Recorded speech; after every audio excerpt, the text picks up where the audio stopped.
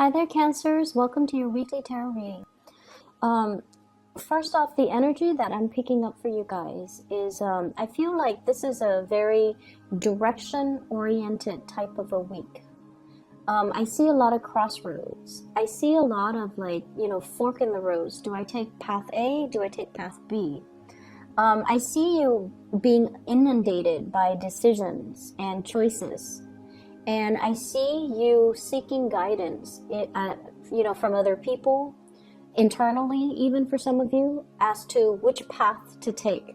So it's a major kind of like a crossroads type of a week. And it's really important that you understand, where you've come from, learn from past cycles, learn from patterns in your life from the past, and erring on the side of, taking the path that hasn't been taken before, okay? So it's like reviewing, it's almost like watching your life, kind of like as a video playing in front of you, the movie reel, watching it, and then figuring out, okay, I did that before, and it didn't, give me the outcome that I was hoping for. So this time, I'm going to do things differently. So aiming to do things differently, aiming to take a different path, that's going to be very crucial as we navigate the energy for this week. The first card that I have here is the Knight of Coins, the Knight of Pentacles. Once again, I see you kind of like at a standstill in the middle of the road, okay? And you're at a point where obstacles are not really in front of you. It's all about free will. So there's nothing physically restricting you, restraining you. You're not tied down to any specific course. No one is really forcing you to do anything. And I feel like this card indicates stagnation. Wanting to break away from the stagnation, but not knowing how to do so, and also fearing, like being very risk adverse and not wanting to make the decision that will kind of force you out of your comfort zone. The message is linked up with this card here. It indicates a time where there is a lot of internal conflict, being pulled in different directions. I see a lot of fear. And I'm feeling, for many of you, it's like I've worked so hard at it, so I'm, preparing myself to walk down this path. But I've worked so hard, and I feel like I've already mastered everything. So walking down this path, does it really contribute anything more? So I feel some of you have worked really hard at a specific project, at a specific thing in your life. And at this point, the passion and the joy that you came to it with is no longer there. So you're thinking about taking a different, like deviating from whatever you had planned to take a different course of action. Some of you are contemplating major career changes as well. And some of you, I feel, it's like there has been too much sunk cost. I've invested too much. So if I take a different path, there's a lot of risk and uncertainty associated with it as well. So I feel like you're reassessing the situation, and you're reassessing whether or not it is wise to continue on the same path because the passion is no longer there. But you've invested so much time and resources and energy that you feel compelled to continue forward, but it's really not in alignment with what your heart wants. So I see this internal conflict playing out. I also feel at this point, it is really important for you to think of life as not so much as a destiny where we're supposed to be, but more as, an experience. Everything that you have been through and everything that is laid out in front of you, they all serve as opportunities to learn new things, to learn more about ourselves, to test our capabilities, and to really get to know ourselves.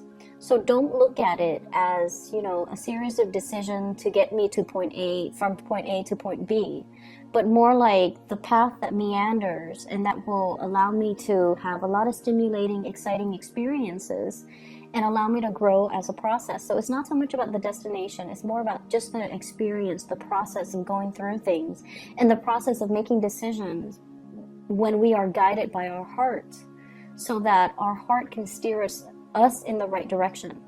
So I see a lot of indecisiveness coming through for you guys. I feel like you have a vision of what success means to you, and this is based on what other people have told you what success means.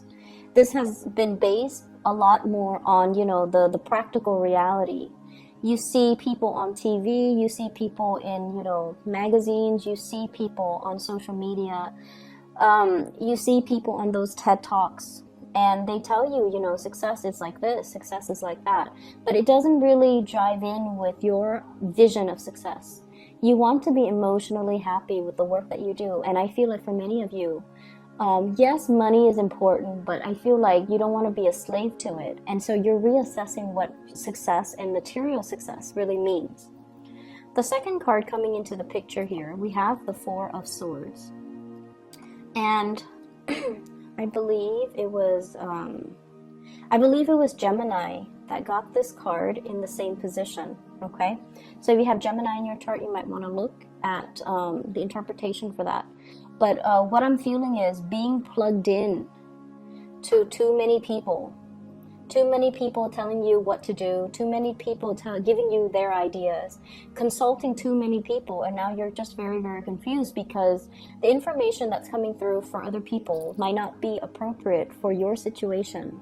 They are other people. They're not you. They're not living your reality, and they're not living your life. So it's very easy as an outsider looking in to tell people what to do. But you're the one living your reality, and you're the one that have to, you know, live with the consequences and have to live with the outcomes of your decisions. So you kind of need to center yourself, listen to your heart to make these decisions. What I feel for some of you is there might be some legal issues where you're consulting too many people on. There might be a lot of expectations externally from other people coming to you to, you know, to play mediator, to be the objective middleman, to assess a situation objectively. And I feel almost like you're being put in a situations where you have to pick sides. You might be caught between two feuding parents, siblings, co-workers, friends even. I see a couple that's arguing and you're caught in the middle. And I also feel like, you know, where does my loyalty lie? So I feel like loyalties are being tested. And I also feel like, once again, make these decisions from a space of your own personal integrity, from your own heart, rather than what people expect from you, okay? The next card is the Three of Swords. This is a card about harsh words that divide two people. It's like a wedge that drives between two people, separation between yourself and a person that you really care about. And also, it signifies to me some type of a breakup as well. Associated with this card is, I feel like you're trying to communicate with somebody and you're not getting a response. I feel like the other person has a lot of things that they're assessing in their lives, and the feelings still flow between you and them, but they're at a point where they need to sort out their feelings and they're not able to respond to you the way that you'd hope. I also feel there's an argument between you and another person that's quite significant, like a love relationship partner. And it boils down to the fact that one person expects more from the other person. So there's this perpetual conversation. It keeps coming back up. It was talked about last month. It was talked about the month before. And every month it keeps cycling back up. And I feel like it's more about who is doing what in the relationship. Are you doing enough? Is the other person doing enough? And it's like two people who are constantly running in circles, keeping scores with each other. I'm also feeling as well, for some of you, you were trying to manifest a relationship with another person. There's great chemistry. There's really, really strong emotional connection between you and that person. And I also feel like somebody has another person, like a third party. So I see three people. And I'm feeling like This is not, if you are the third party, it's not news to you that the other person is already attached. It's not news at all. And I feel like you were hoping that they might leave their partner. You were hoping that, you know, things might turn around differently. And you were hanging on to the situation because you were hoping it will get better. For others of you, I feel like you're in a relationship with somebody. And you might be with somebody else. So you might be the one juggling two options. And the other person is not willing to let you go because they really feel very strongly about you. And I feel like, once again, you know, that crossroads, making a decision, picking sides, and walking down one path might negate the other path. It might rule out the other possibility. So the choices that you're making for this week, it is very, very important. The third card that I have here, the fourth card, the Nine of Wands. This person's heart chakra is very open. This is somebody that has been through a lot of hardships in his or her life. There's an imagery of the tree, so I feel like it's somebody who's a very old soul. They've been through a lot of pain, a lot of trauma in their past. They're not playing the victim. They're not sitting there sulking and, you know, wallowing in self-pity. They get up and they move on with their lives. This is coming in, I feel, as a little bit of a spiritual advice for you to kind of break away from it and don't fall victim to it. Be empowered as a result of everything that you've been through, but learning from the past so we don't make the same mistakes. The messages associated with this card is to move away from situations that are painful, to move away from people that are not appreciative of everything that you have to offer, to move away from situations where you are wedged in the middle between two feuding parties, and to move away from situations where you might be a third party, to reform our actions and our behaviors so that they are more in alignment with our higher self. Kind of like that imagery of the tree. The tree faces a lot of adversity, like inclement weather, severe weather, and everything that it faces allows its branches to be stronger, allow the trunks to fortify itself, and allow it to stand upright and stand tall. And so it's sort of like that, the imagery of the tree. And everything that you have been through creates the person that you are today. There were no accidents or, you know, mistakes. But if we find ourselves in the same cycle where we constantly get hurt, where we constantly look for the wrong relationship partners, or seek people who are not physically or emotionally available to us, then we're not really living the lessons. We're reliving the karma and reliving past mistakes. So it's really urging you to move forward. And I feel like I just get this message of somebody's not leaving their marriage. Somebody's not leaving their marriage. For those of you married couples, like married relationships, or even, you know, relationships where you are sharing space with another person, I feel like there will be more harmony. There will be more, like the energy is going to be smoothing itself out, but it requires a lot of work from both parties. Not that is impossible, but I feel like it requires a lot of self-awareness from both parties. You have come to your own realization, your own self-awareness, where you are thinking about, you know, mistakes you might have made and aiming to do it better. And then the other person might be kind of behind the curve, where they're not at a point yet where they're reflecting on themselves, how they have contributed to the situation to cause the, you know, falling out. So they're still, you know, at a point where they're blaming you.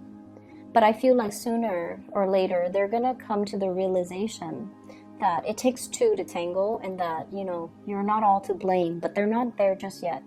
So whatever harsh feelings that you've had right now, just kind of detach yourself and try to move away from it. And when the other person is ready, you will hear from them, okay? The last card that I have here is the Four of Cups.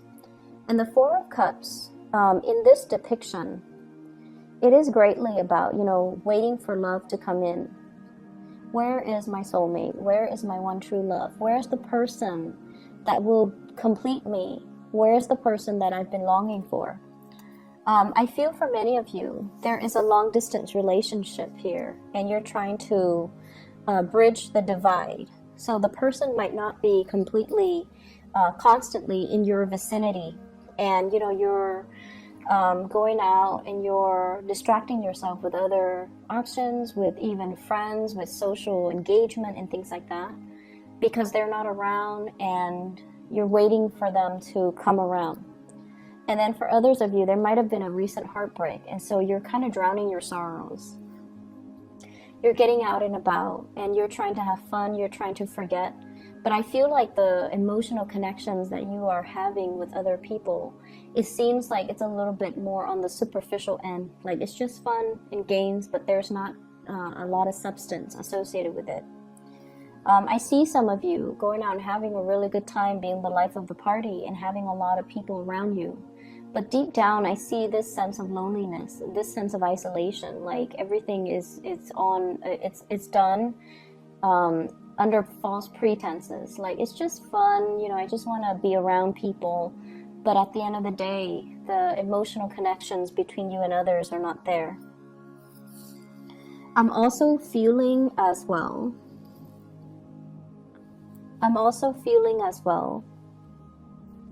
you might be dealing with a situation where the other person has a lot of options and you might be just one of the options. So please be very careful. If this is a perpetual thing, if this is an ongoing cycle, if you've seen this before, I feel like it's the same energy.